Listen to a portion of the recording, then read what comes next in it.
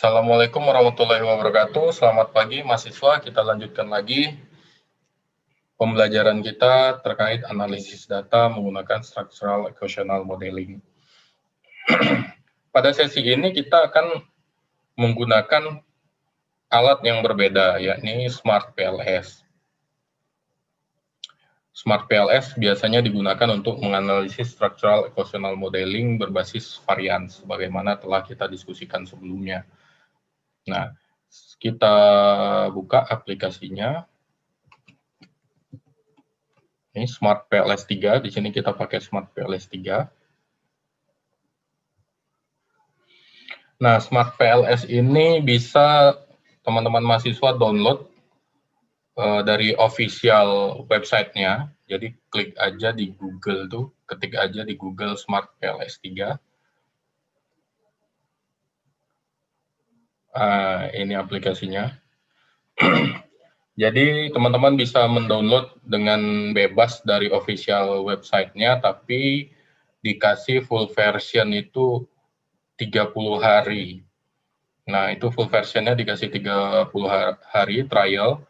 Nanti selebihnya teman-teman akan bisa menggunakan student versionnya. Student version itu tidak semua fitur bisa digunakan, salah satunya sampel hanya bisa 50, kemudian nanti ada beberapa fitur yang tidak bisa digunakan. Sebenarnya ada beberapa alat PLS selain dari Smart PLS, ada Tetrad, ada beberapa saya kurang hafal, tapi yang paling common, umum digunakan dan mudah itu Smart PLS, walaupun memang untuk berlangganan cukup mahal. Nah, sementara yang kita gunakan di sini adalah full version yang berlangganan. Oke, langkah pertama yang perlu kita lakukan adalah kita perlu mempersiapkan data. Ini adalah file Excel yang kemarin sudah kita persiapkan. Ya kan, ini file Excel yang kemarin sudah kita persiapkan pada pertemuan awal itu. Nah, kita ambil hanya item dan datanya saja, karena kita hanya memerlukan itu untuk mempersiapkan file koma sebagai input dari Smart PLS. Sumnya kita tidak perlu, jadi ini kita copy, kemudian kita buka file baru, kita paste. Nah, sumnya kita hapus.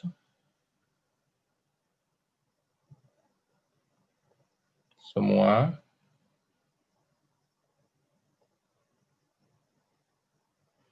Oke, sekarang datanya sudah ready filenya. Jadi isinya hanya nama item dan datanya.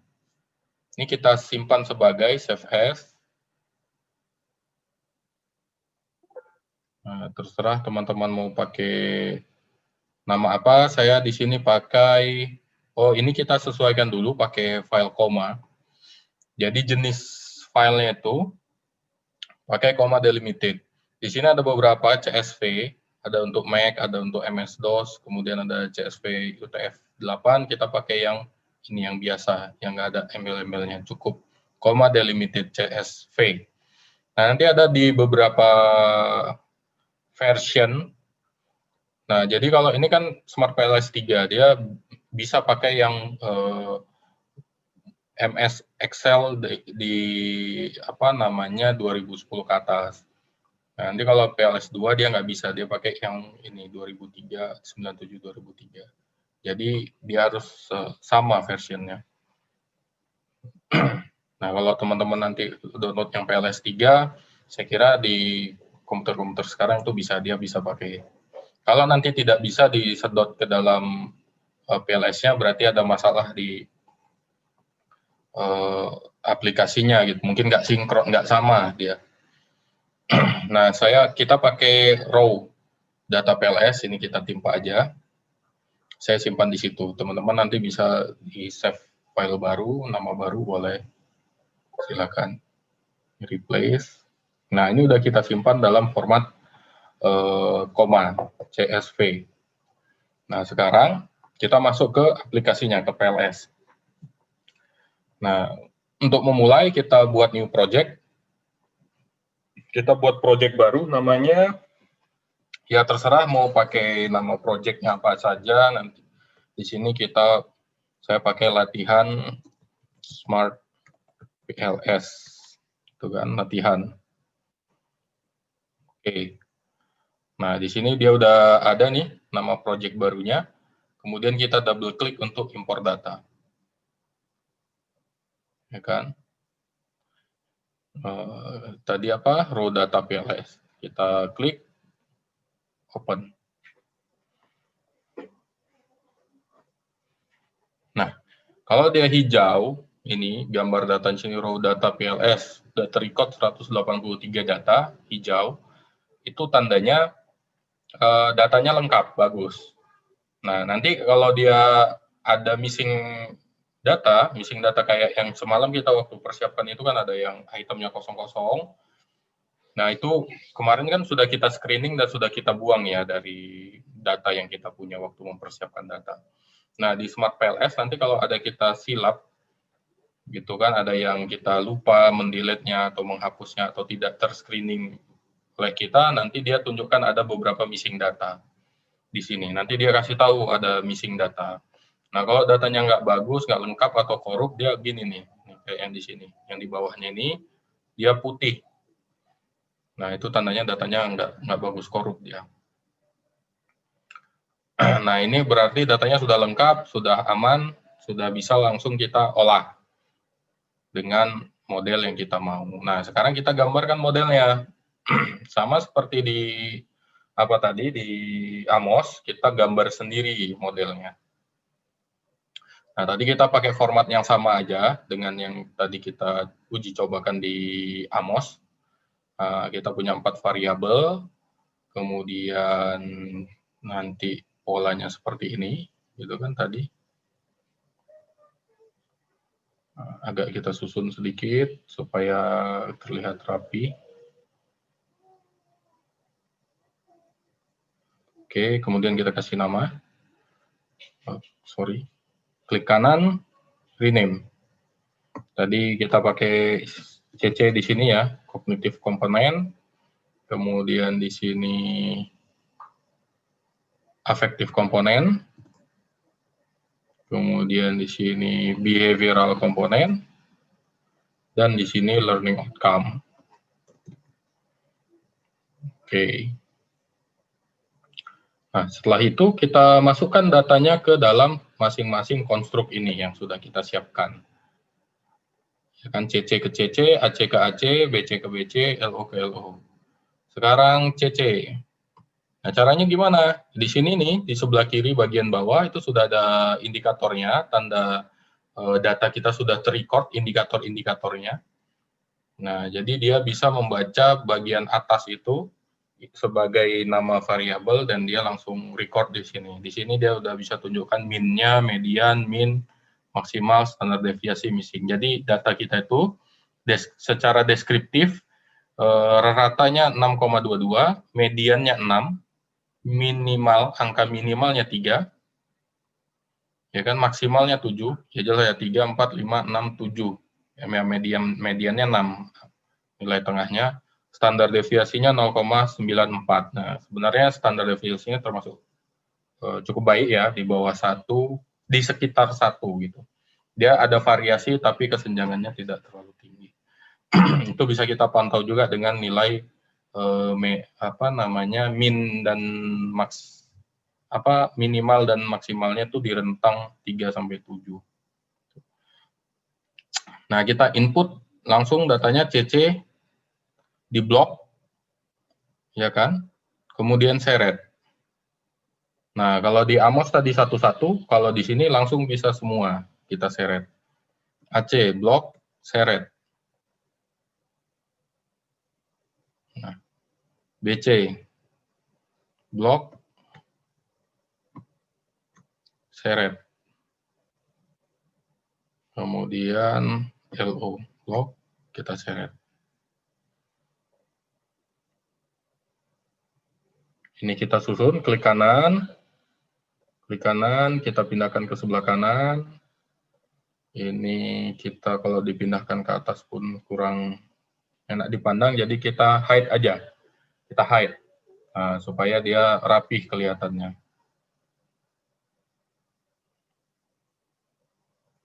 Oke.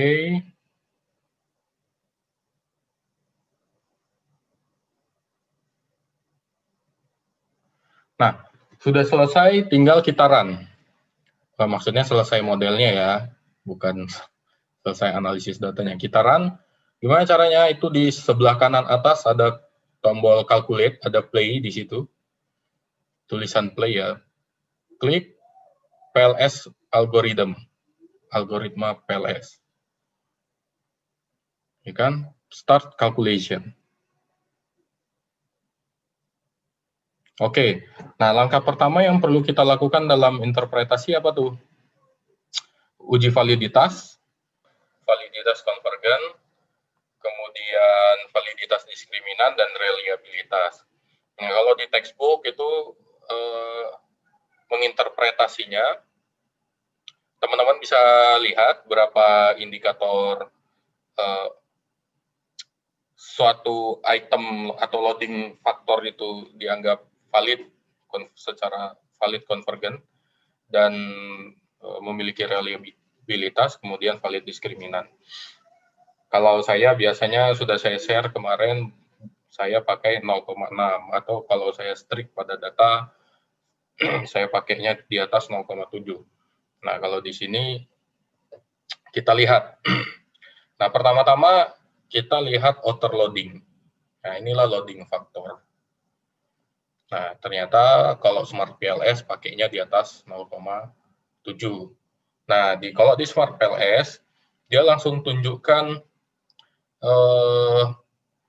bahwasanya yang tidak valid itu dikasih merah sama dia. Tuh, langsung merah. Nah, itu enaknya. Kalau yang valid, dia hijau langsung. Kalau dia sesuai dengan kriteria, dia langsung hijau. Nah, tentu kriteria yang ditentukan oleh Smart PLS ini mengacu pada textbook juga. Nah, nanti ada kondisi-kondisi tertentu yang kita melunak dari rule of thumb. Jadi kita pilih batas terendah. Sama seperti halnya alpha. Tuh, kadang-kadang karena situasinya tidak baik memang model itu, cuman karena kita harus menjelaskan fenomena itu atau interpretasi, kadang kita menggunakan alpha 1%. Walaupun dalam aplikasi dinyatakan tidak signifikan dengan alpha 5%. Nah, begitu pula dengan ini. Kadang-kadang dengan terpaksa misalnya sudah itemnya itu kan kalau di dalam textbook itu item tidak boleh kurang dari 2. Nah, pada kondisi tertentu kita mengacu pada metodologi juga kan biasanya setiap konstruk itu diwakili oleh indikator. Nah, kalau dia indikator yang ingin diwakilkan dalam satu konstruk itu tidak terwakili dalam item karena dia dinyatakan tidak valid, nah kadang-kadang kita menurunkan grade validitasnya, gitu kan. Kalau di aplikasi 0,7 kita turunkan grade kita menjadi 0,5 demi supaya setiap indikator terwakili oleh item-item di sini. Nah, tapi kita sekarang ini mengikuti alur prosedur dari SAM, jadi kita hapuslah ini yang tidak signifikan ini. Nah, sebenarnya tadi di Amos juga harusnya seperti ini prosesnya kita lalui, tapi tadi cukup ringkas. Di sini kita ceritakan agak detail. Sebenarnya pada teknis ini sama perlakuannya baik di PLS maupun di Amos. Yang berbeda itu alatnya, logika analisisnya, dan kecanggihannya, rigorness-nya, dan apanya tuh pengujian model. Kalau di sini tidak ada pengujian model, kalau di Amos atau SAM berbasis covariant itu ada pengujian model, goodness of fit model. Nah, jadi ini kita hapus, kita tandain ya AC3, AC5, AC7, BC10, AC357, C3, 5, 7, kemudian BC10, BC89, BC10. Oh, ini tadi juga di Amos juga bermasalah ya. Nah, jadi gitu teman-teman, walaupun dia angkanya berbeda, angka yang dihasilkan oleh Amos dan PLS pasti berbeda, karena kan logika perhitungannya juga berbeda. Cuman hasilnya dia nanti akan mirip-mirip, cuman ada lag, ada jarak sedikit dia. Nanti kita jelaskan lebih lanjut masalah itu, CC1.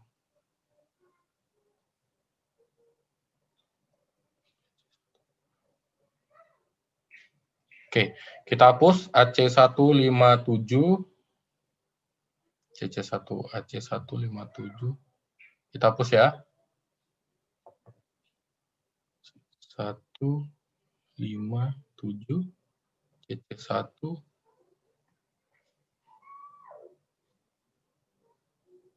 show.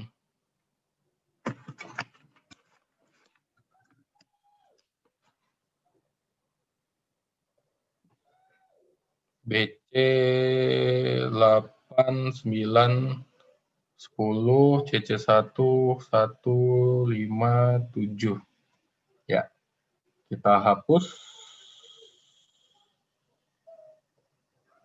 Kita hide lagi biar kelihatan. Kita run lagi. Nah, jadi proses ini kita lakukan sampai semuanya dinyatakan valid, konvergen, atau loading faktornya di atas 0,7. Nah, ini masih ada di CC2. CC2 kita buang lagi, CC2. Kita run lagi.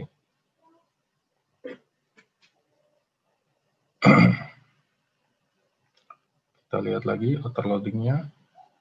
CC8 masih belum valid. CC8 kita buang.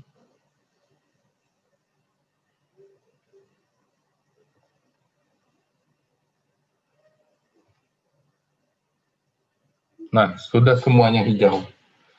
Nah, dengan demikian convergent validity sudah terpenuhi. Jadi setiap item yang akan kita gunakan untuk analisis data itu sudah memenuhi convergent validity. Nah, sekarang kita lihat di convergent validity itu kan selain menggunakan loading factor juga kita bisa tinjau dia dengan average variance extracted. Jadi kita lihat.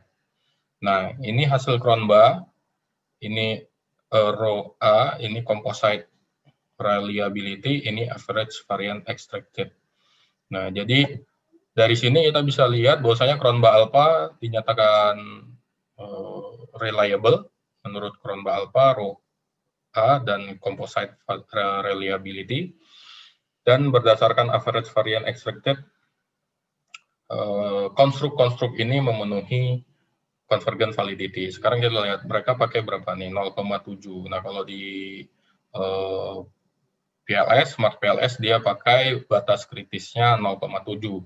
Tapi sebagaimana kemarin kita lihat di textbook, 0,7 ke atas itu tinggi, 0,5 ke atas itu moderat, di bawah itu lemah. Nah, kita pakai istilah mana? Kita nyatakan dia tidak reliable atau moderat. Nah, itu nanti sesuai dengan preferensi teman-teman, sesuai dengan referensi di textbook.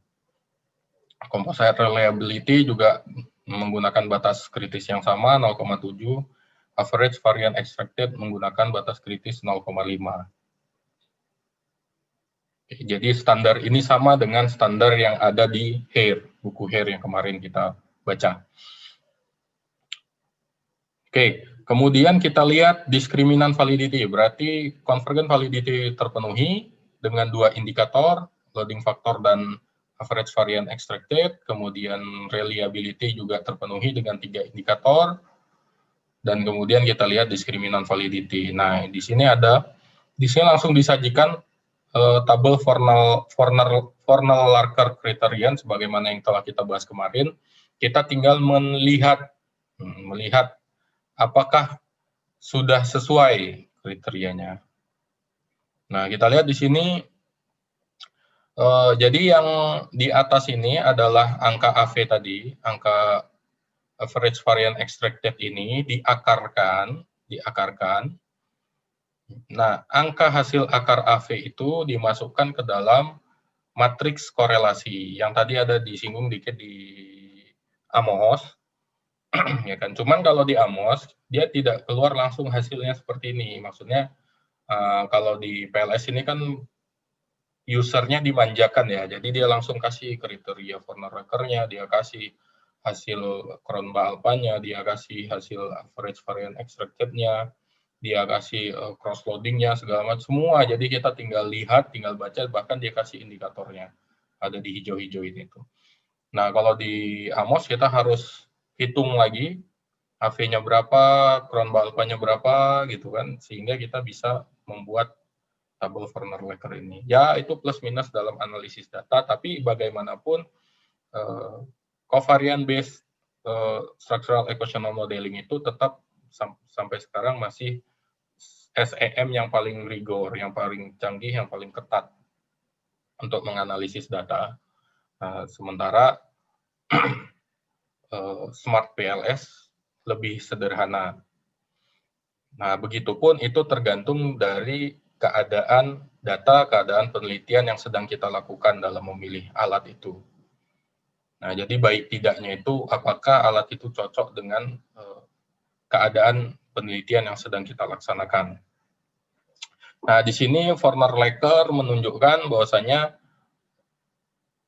jadi indikatornya itu angka koefisien korelasi yang ada di bawah ini, di dalam ini harus lebih rendah dari average variance extracted yang dimasukkan di sini, yang disubstitusikan ke sini.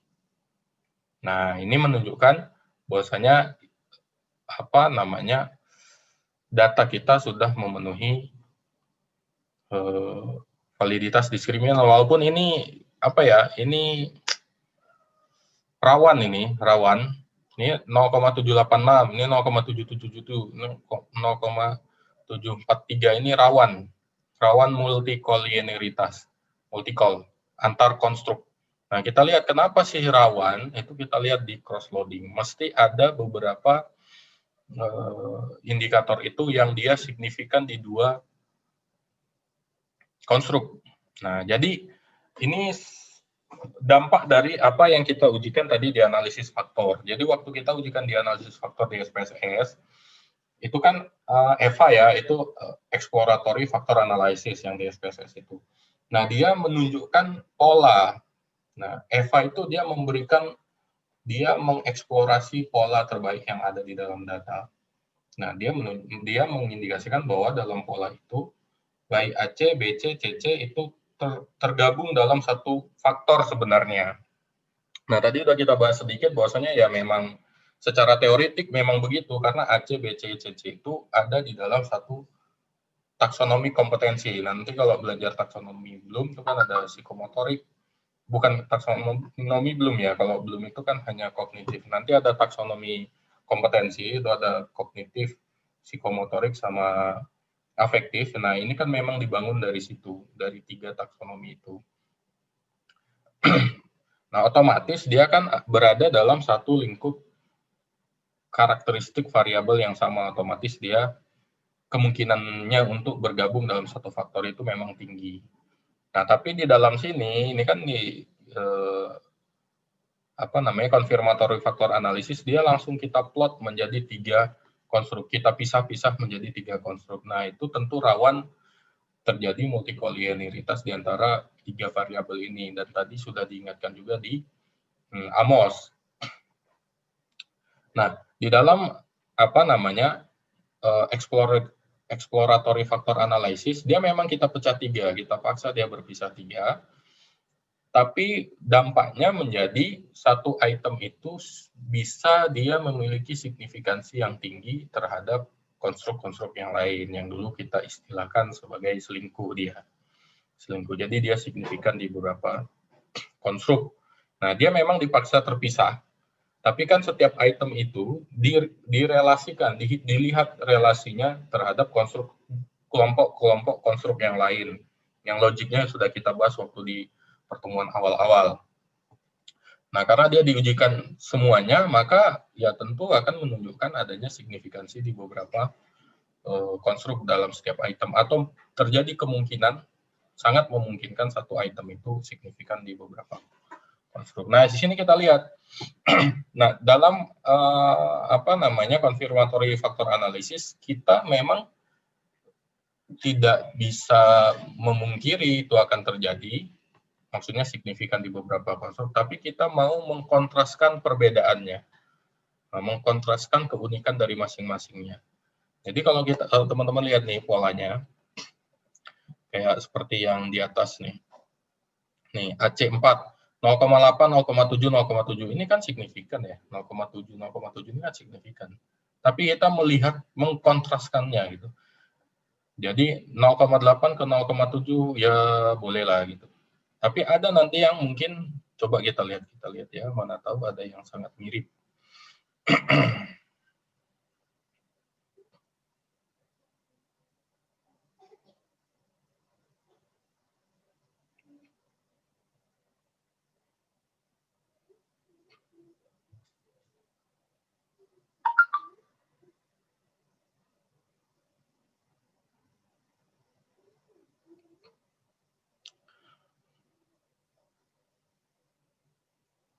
Oke, sepertinya ini CC3 ini rawan, 0,66, 0,627, 0,732 ini rawan. Kemudian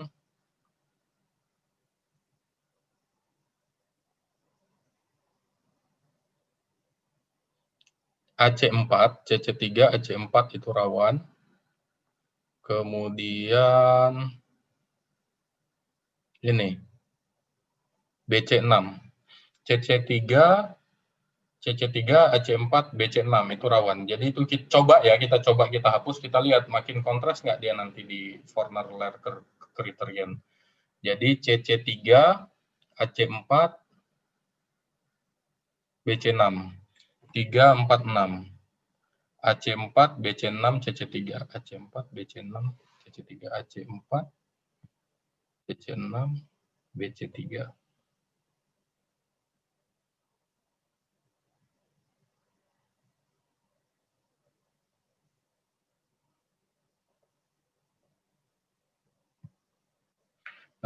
Kelihatannya memang tinggi, tapi yang kita hindari bukan, yang kita highlight bukan tingginya loading faktornya, tapi bagaimana dia signifikan di beberapa item gitu. Jadi concern-nya bukan di convergent validity-nya, tapi di diskriminannya.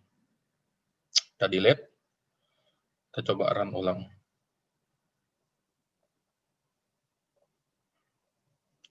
Coba kita susun ya, kita rapikan, mungkin bisa lebih kelihatan semua.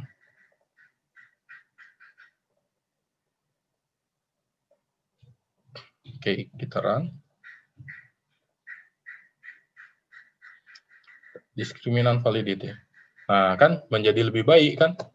Nah, kalau tadi itu rawan dia 0,7 semua, sekarang dia udah dapat di angka 0,8, sementara BC 0,6, CC-nya 0,6.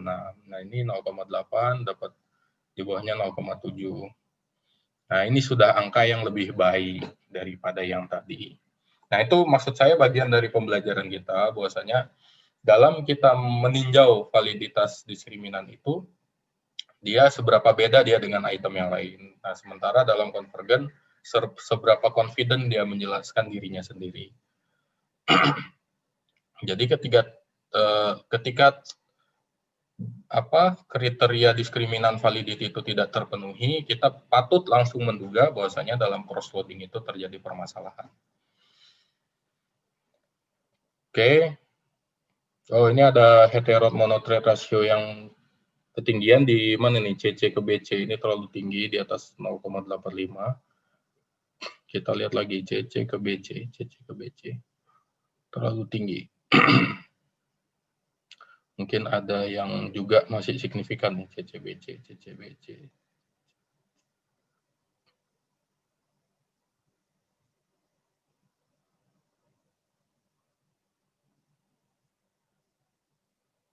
Ini.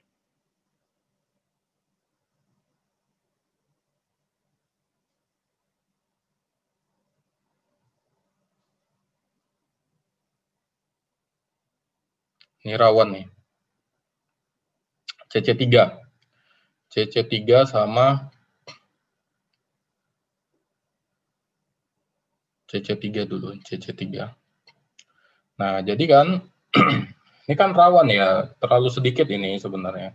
Dalam konteks ini sebenarnya sudah bisa kita maklumi karena ini item. Kita juga memperhatikan bahwasanya indikator ini jangan terlalu sedikit.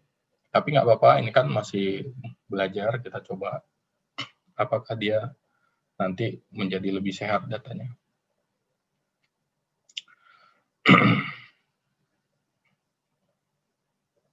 Nah, kan? Jadi lebih bagus kan? Nah, jadi item-item itu memang sangat menentukan dari kesehatan data. Walaupun masih rawan ya, itu harusnya ada beberapa lagi yang bisa kita screening. Tapi ini udah masuk kategori aman. Nah, kemudian ada collinearity statistik VIF. Nah, ini untuk meninjau apakah di antara item itu ada saling berhubungan yang kuat collinearity. Nah, di sini kita lihat di LO ini memang dia terlihat tadi confident, ya kan? Kita lihat dia confident di semua loading, tapi ternyata dia punya masalah dalam dirinya sendiri. Nah, saking confident-nya dia terhadap dirinya sendiri, dia punya permasalahan. Nah, sebenarnya di beberapa indikator itu di atas 10. Tapi di sini dia pakai cukup ketat. Mungkin dia pakai di atas 5. Mulai tidak bagus. Tapi kita coba pakai di atas 10 aja, karena ini kena semua kan, nggak mungkin kita hapus semua, jadi kita hapus aja LO5 dulu. LO5 kita hapus.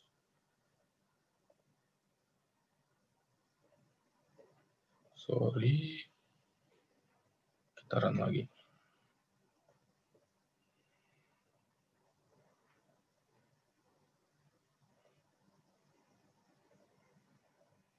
Oke, semua sudah di atas 10, walaupun ini ada di atas 5 banyak. Nggak apa-apa, ini kita coba. Kita anggaplah ini multi-call, moderat. Tapi kita punya alasan tidak menghapus ini semua, karena ini nanti hanya meninggalkan satu indikator. Dan itu tidak memenuhi syarat untuk analisis data menggunakan SEM. Jadi kita menggunakan batas kritisnya lah ya, di bawah 10. Kita menggunakan critical point-nya di 10 VIF.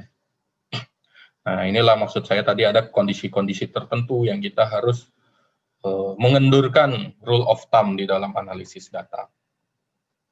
Pilihannya kan apakah kita mengumpulkan data ulang, ya kan, data ini jadi tidak bisa digunakan. Nah, itu tergantung faktor pertimbangan risiko yang harus dikorbankan. Nah, dalam hal ini kita coba ini, kita paksakan untuk kita analisis.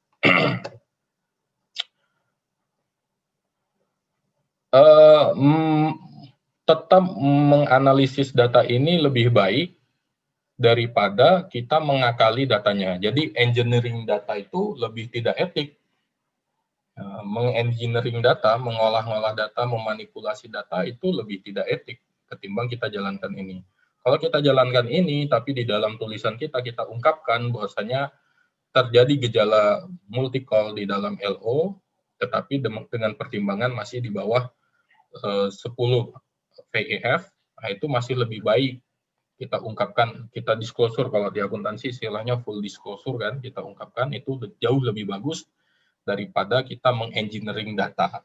Nah, mengengineering data itu memanipulasi data, merubah-rubah data dengan tangan peneliti sendiri, itu menjadi perilaku tidak etis dalam penelitian.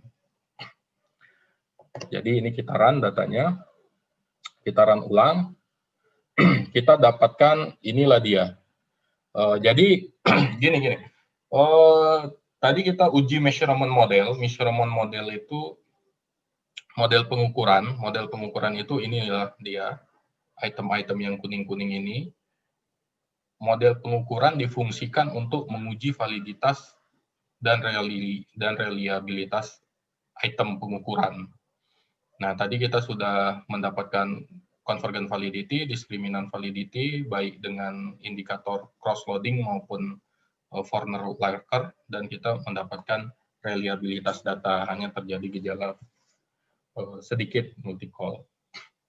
Nah, dari situ kita sudah bisa melanjutkan pada pengujian model struktural atau inner model namanya.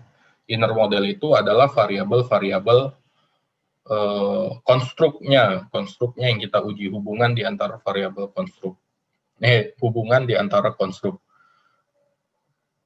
Kalau kita hide semua, ini bukan menghilangkan ya, menyembunyikan aja. Inilah dia model struktural kita. Inilah model strukturalnya. Nah, model ini akan kita ujikan. Sementara kita sudah mendapatkan koefisien ya, ini 0,5, 0,3, 0,126, tapi kita belum tahu apakah ini signifikan atau tidak. Maka kita uji signifikansinya untuk mendapatkan T hitung dan P value dengan bootstrapping. Nah, klik di calculate tadi, nah di yang nomor 2 itu ada bootstrapping. Start. Nah, dari sini kita dapat angka signifikansinya. Nah, ternyata dari ketiga koefisien itu, afektif komponen terhadap behavioral komponen itu signifikan. Kognitif komponen terhadap behavioral komponen itu signifikan. Behavioral komponen ke learning outcome itu tidak signifikan.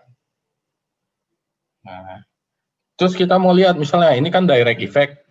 Kita mau lihat indirect effect-nya. Kan ada tuh indirect effect dari afektif komponen ke learning outcome melalui behavioral komponen. Nah, ternyata tidak juga signifikan. Nah, dari kognitif komponen melalui behavioral komponen ke learning outcome juga tidak signifikan. Inilah dia behavioral komponen sebagai variabel pemediasi. Nah, mungkin kita penasaran, apakah model ini sudah cukup baik? Nah, kita lihat-lihat, oh ini dia tidak langsung, hubungan tidak langsungnya nggak signifikan. Kalau ditarik hubungan langsung, bisa nggak dia signifikan kira-kira? Kita coba aja, kan gitu. Ini namanya eksplorasi model. Kita coba lagi langsung bootstrap.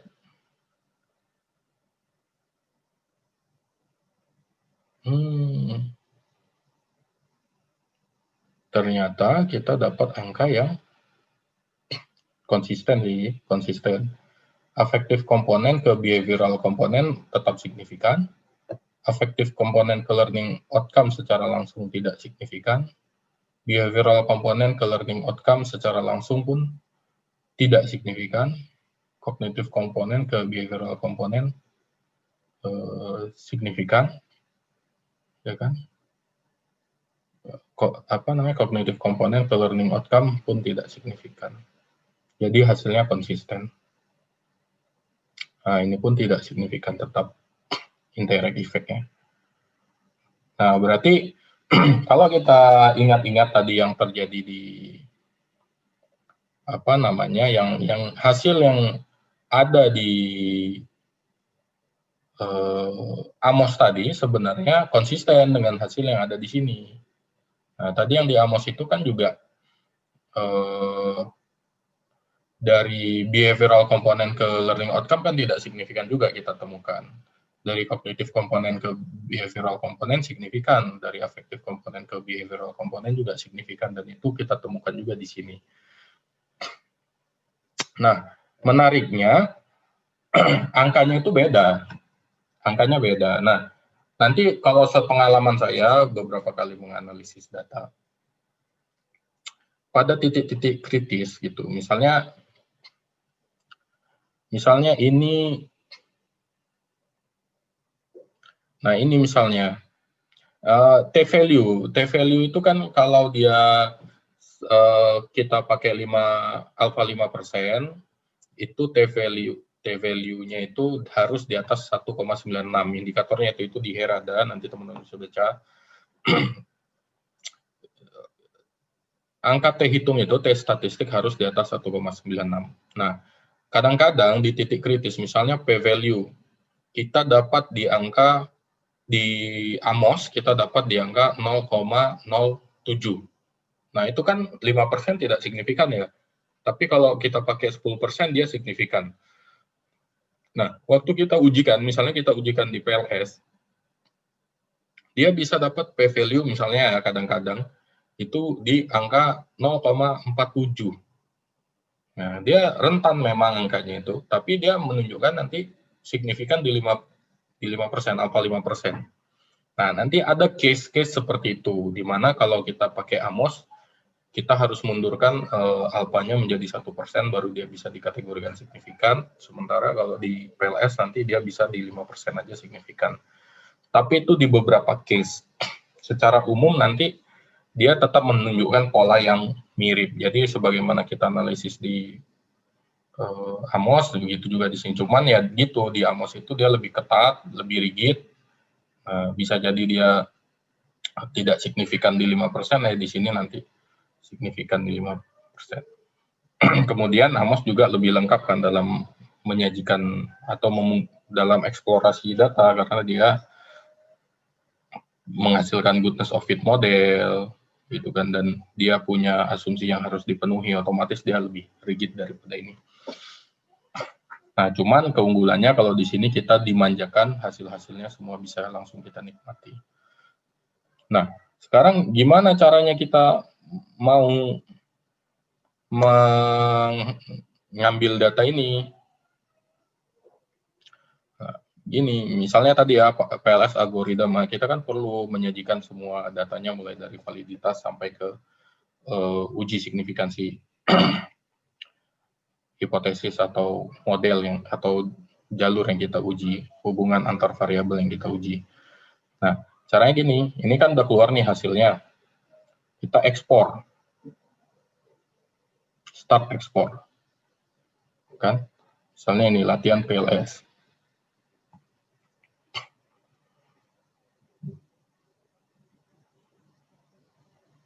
Nah, dia ekspor ke Excel. Nah, teman-teman tinggal pilih mau apa. Nah, di sini lengkap, ada path coefficient, indirect effect, total effect, overloading. Oh ya, total effect juga ada. Belum saya jelaskan tadi, total effect. Jadi, ini kan ada path coefficient. Ini kan dari antar variabel. Kemudian kan ada indirect ya, indirect effect yang dimediasi. Nah, ada total effect. Total effect itu efek total dari baik pengaruh langsung maupun tidak langsung. Nah, itu ada total effect. Di sini kita bisa lihat HC ke BC itu signifikan, HC ke LO itu ya tidak signifikan. Ya, bagaimana mau signifikan kan, baik direct maupun indirect-nya tadi tidak signifikan. BC ke LO juga tidak signifikan. CC ke BC dia signifikan, CC ke LO ya jelas tidak signifikan karena baik direct indirect-nya tidak signifikan. Nah, inilah total effect-nya. Hasil dari kombinasi direct dan indirect effect. Nah, kita kembali ke hasil bagaimana mengelola ini. Nah, misalnya contoh ya, saya gambarkan kita harus mentabulasi ini dan menyajikannya menjadi tabel yang lebih baik gitu kan. Nah, misalnya di diskriminan validity tadi. Kita tinggal klik, dia langsung loncat nih ke hasil diskriminan validity. Nah, misalnya nih, Fornal Larker. Nah, ini kan mau kita sajikan nih, mau kita gabungkan supaya dia satu tabel misalnya dengan hasil validitas konvergen dan reliabilitas. Nah, ya udah tinggal kita copy aja kan.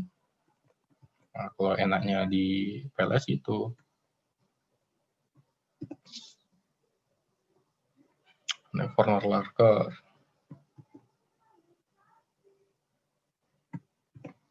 Kan sudah bersampingan dia. Kita susun misalnya menyajikan menyajikan apa namanya hasil yang baik gitu kan. Misalnya ini March reliabilitas gitu kan.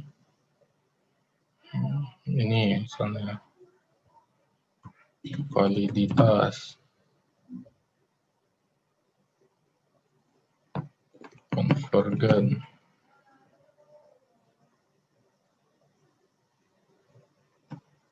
Diskriminan gitu kan.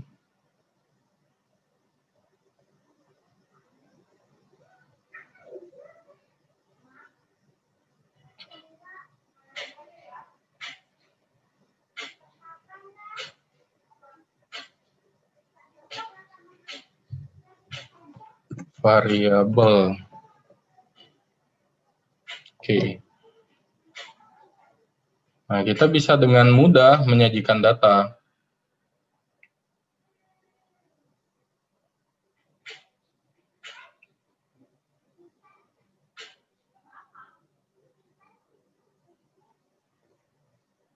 Nah, data kita tersaji dengan baik. Nah, jadi dia memang sudah menyajikan tabel dan kita tinggal menyesuaikannya pada tabel yang atau pada layout yang lebih baik, yang lebih bisa dinikmati pembaca.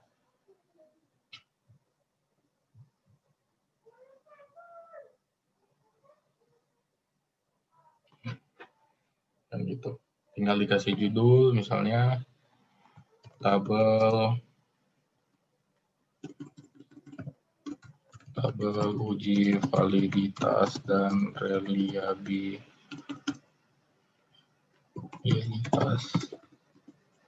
hasil. Beberapa misalnya 1. Nah, inilah kemudahannya, kita bisa lebih mudah menyajikan dan mengolah data.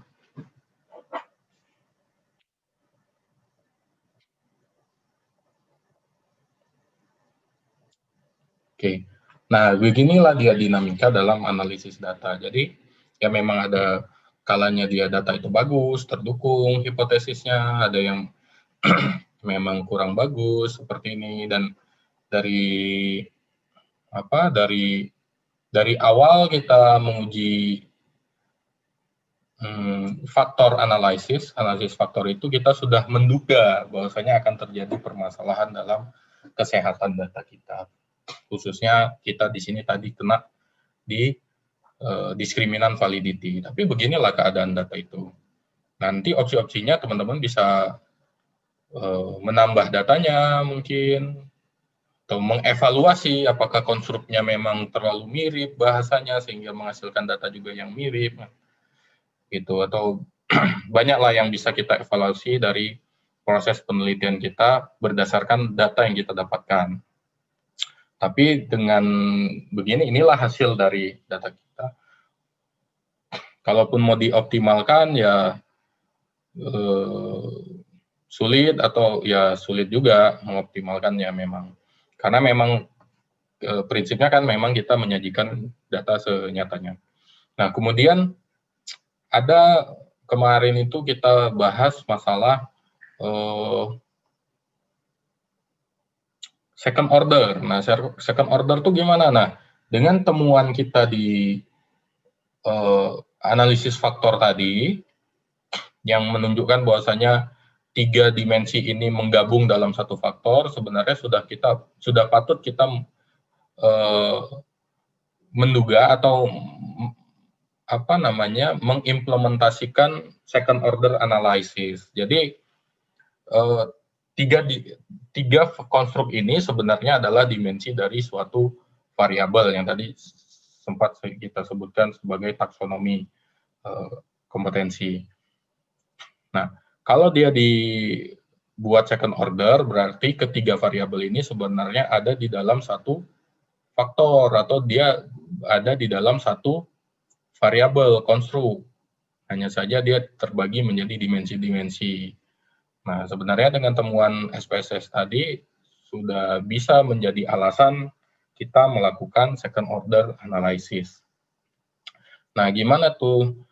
Ini harus kita susun ulang. Kita hapus. Ini kita hapus.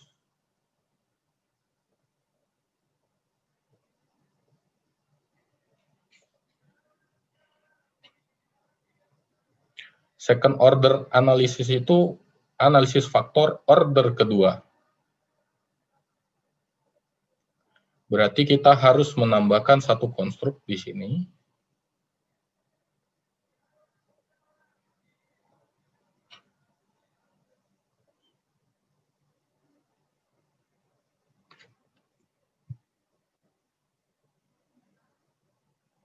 Nah, inilah dia variabel yang menjadi konstruknya. Ini namanya kita sebut apa tadi, misalnya taksonomi kompetensi, gitu kan.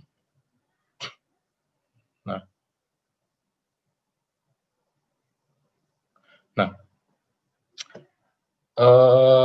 ini arahnya kita buat reflektif. Nah, seperti ini, ke belakang.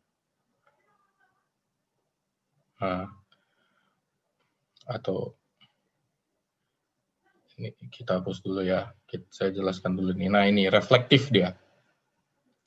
Nah, jadi CC, BC, AC adalah faktor dari taksonomi Bloom. CC4, CC5, CC7 adalah faktor dari CC. BC1, 2, 3, 4, 5, 6, 7, 11 adalah faktor dari BC. AC2, 3, 6, 8 adalah faktor dari AC. Jadi, ini order pertama, ini order kedua. Nah, jadi dalam hal ini CC, BC, AC diperlakukan sebagai faktor dari taksonomi. Nah, jadi dia sebagai dimensi-dimensi dari variabel besarnya, yaitu taksonomi kompetensi. Nah, sekarang apa input datanya yang kita gunakan, yang kita masukkan? Nah, kita pakai logika validitas itu. Nah, jadi inputnya adalah item-item yang ada di sini. Nah, nanti setiap item ini, setiap grup ini, grup BC, CC, AC itu akan menunjukkan kesamaan polanya dengan pola item itu secara keseluruhan.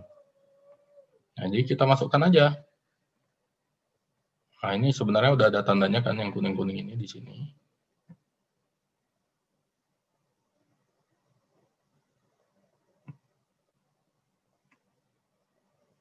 Nah, kita masukkan sini. Jebret. Ya kan? Biar gampang kita hide. Biar ya nggak semak gitu kan. Kita hide. Nah, terus gimana kalau kita mau relasikan dia ke variabel lain? Yang kita relasikan adalah si taksonomi kompetensinya. Nah, inilah dia sebagai konstruk utamanya. Sementara konstruk ini dibangun oleh 3 dimensi dan dimensi-dimensi ini dibangun oleh item-item. Nah, kalau kita hanya mau menguji second order-nya aja, kita hapus ini. Nah, sekarang ini dulu kita coba dulu ini. Kita coba dulu.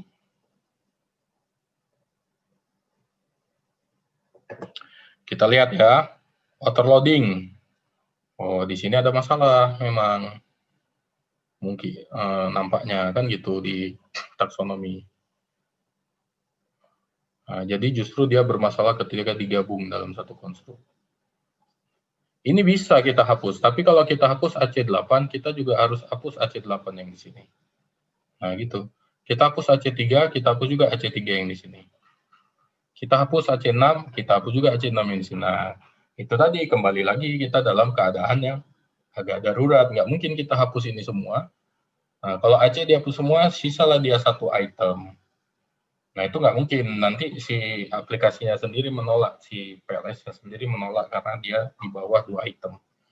Nah, kita turunkanlah grade ininya, grade indikator loadingnya ini menjadi 0,5. Nah, mengalah kita di situ supaya ini tetap bisa digunakan.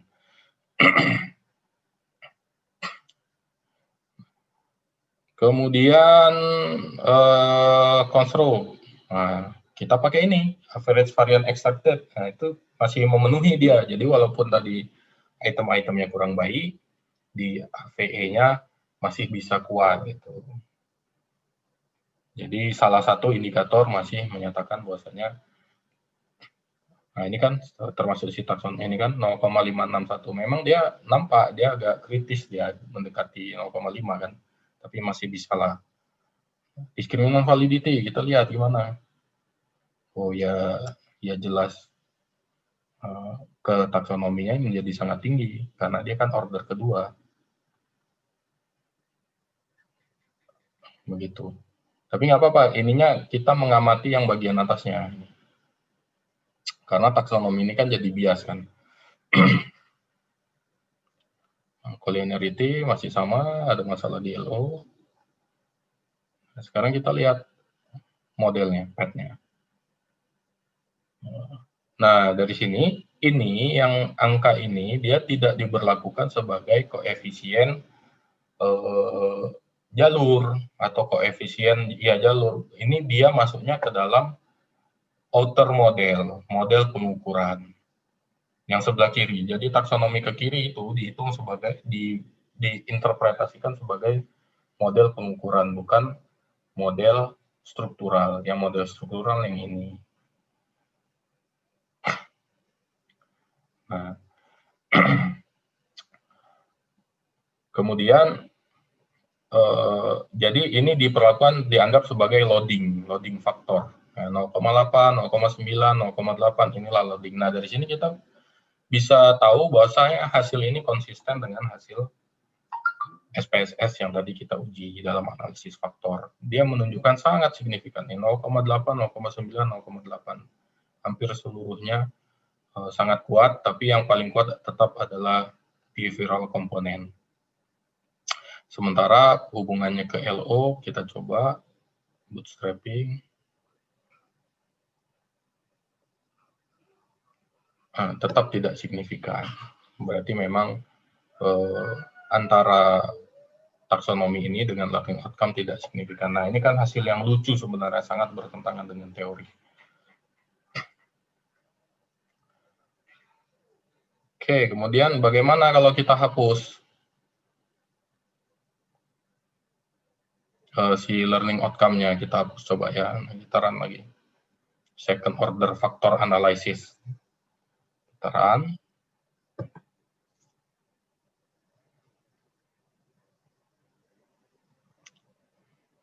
Tetap hasilnya sama ya, nggak berubah. Dan inilah dia. Second order factor analysis. Jadi menerjemahkan ini sebagai validitas konstruk saja, begitu. Tidak sebagai structural equational modeling. Jadi dalam hal ini menerjemahkannya hanya validitas konstruk, bahwasanya CC, BC, AC itu memiliki item-item yang valid secara convergent validity, discriminant validity, dan reliabilitas, dan taksonomi kompetensi memiliki validitas konstruk terhadap dimensi-dimensi yang mewakilinya, yaitu CC, BC, dan AC, dengan angka 0,8, 0,9, 0,828. Nah, lebih lanjut, teman-teman harus mengeksplorasi lebih jauh, khususnya dengan, nanti kan kalau kawan-kawan teknik second order ini sama cara maksudnya dalam mendesain modelnya, begitu menganalisisnya itu tekniknya sama dengan di AMOS. Nanti di AMOS juga kalau mau uji second order begini juga caranya, dibuat desain modelnya seperti ini. Yang berbeda itu tetap logika analisis datanya di dalam sistem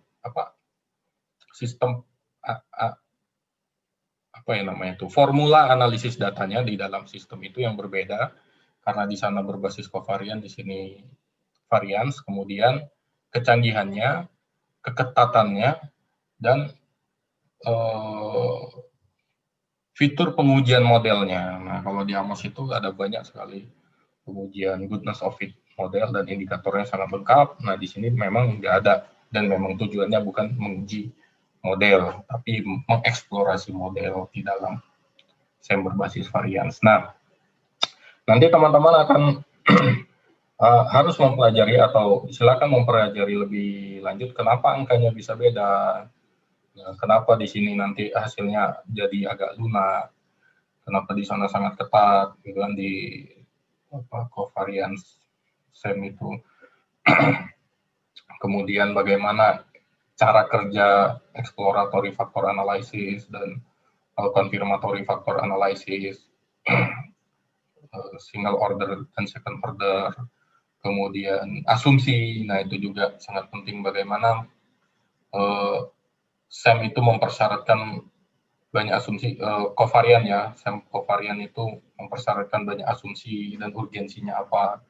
Kemudian dan sebagainya itu yang tidak mungkin kita bahas secara lengkap, tapi logika umumnya, cara berpikir modelnya, cara berpikir validitas, reliabilitas, convergence diskriminan, multicollinearity, kenapa dia harus dihindari, itu yang banyak kita diskusikan di sini.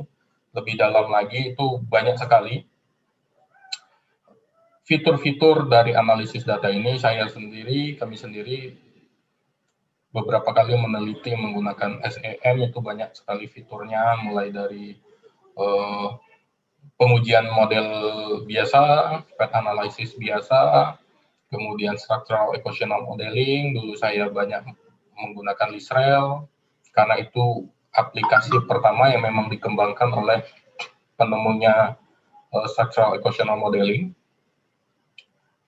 George Short, dan itu lebih ketat gitu, dan kami dulu banyak menggunakan itu, walaupun sekarang ya kalau mahasiswa lebih nyaman menggunakan Amos. Nah, nanti kalau senang bisa coba mendalami LISREL. Dan yang lebih canggih dan bukan canggih ya, lebih memanjakan lagi adalah ini, PLS, Smart PLS. Nah, kami dulu pernah itu analisis model struktural, kemudian nanti ada multi-group comparison, multi-group analysis, itu di Amos ada langsung fiturnya, bisa teman-teman eksplorasi di situ. Nanti pengujian uji bedanya bisa pakai chi-square, measurement invariance, kemudian kami juga pernah menggunakan second order analysis, baik sebagai faktor analisis ataupun di dalam model SEM, dan banyak sekali yang bisa dieksplorasi lebih lanjut. Memang tidak semua kita membutuhkan ini, nanti baik di bidang kerja pun nanti tidak semua kita membutuhkan ini, tapi bukan cuma ini, banyak analisis yang kita bahas semuanya pun belum tentu nanti teman-teman akan menggunakan itu. Tapi percayalah, pemahaman kita terhadap statistik atau kreativitas kita memahami data, kritikalitas kita dalam mengeksplorasi alat analisis, menganalisis data, mempertanyakan kejanggalan-kejanggalan dalam data yang mungkin data itu tidak sehat, itu menanamkan pola pikir, cara berpikir itu yang ditanamkan. Dan memang tidak mungkin kita menguasai semuanya dan mengingat semuanya dengan pasti. Saya sendiri pun dalam mengajarkan ini banyak sekali yang saya sudah lupa, saya harus ingat-ingat lagi. Begitu tidak ya, wajar lah kalau kita tidak mengingat semuanya itu. Tapi dengan pola pikir, critical thinking itu, creative thinking itu, problem solving, kemampuan problem solving, kemudian decision making, leadership, itu kita dengan mudah bisa mempelajarinya ulang, atau bahkan dengan mudah kita mempelajari aplikasi-aplikasi yang baru. Nah, karena cara berpikir kita sudah terbiasa untuk menggali, mengeksplorasi, dan mempelajari hal-hal yang baru atau hal-hal yang sudah kita lupa. Nah, dengan demikian teman-teman boleh mengoreksi jika ada yang kurang tepat, yang mungkin saya mispersepsi, mungkin saya lupa. Silakan di review ulang, dikonfirmasi ke buku, ke textbook, atau ke literatur lain yang literatur ilmiah lain yang bisa dipercaya. Silakan dikonfirmasi, direview ulang, dikoreksi, dan kita bisa diskusi lebih banyak. Atau ada yang teman-teman mau tanyakan, bisa silakan ditanyakan, didiskusikan langsung di komentar. Nanti kita bisa diskusi lebih banyak. Kalau terbatas dalam media virtual, kita bisa berdiskusi secara face to face. Saya kira sekian pembelajaran kali ini, semoga membawa manfaat, semoga menambah wawasan teman-teman. Lebih baik lagi kalau menambah rasa penasaran dalam mendalami statistik, karena tidak ada alasan lagi, seperti yang disampaikan sebelumnya, tidak ada alasan lagi untuk menyatakan statistik sulit, rumit, karena kita sebagai user sudah disediakan banyak sekali tools, kita tinggal mengeksplorasi itu, mengeksplorasi konsepnya, dan menghasilkan gagasan-gagasan baru untuk memecahkan masalah aktual di bidang kita, baik akuntansi, pendidikan akuntansi, keguruan, bisnis, profesional, dan segala macamnya. Selamat belajar, selamat menikmati ilmu pengetahuan, sehat selalu, semoga Anda sukses di masa yang akan datang. Billahi taufiq wal hidayah. Wassalamualaikum warahmatullahi wabarakatuh.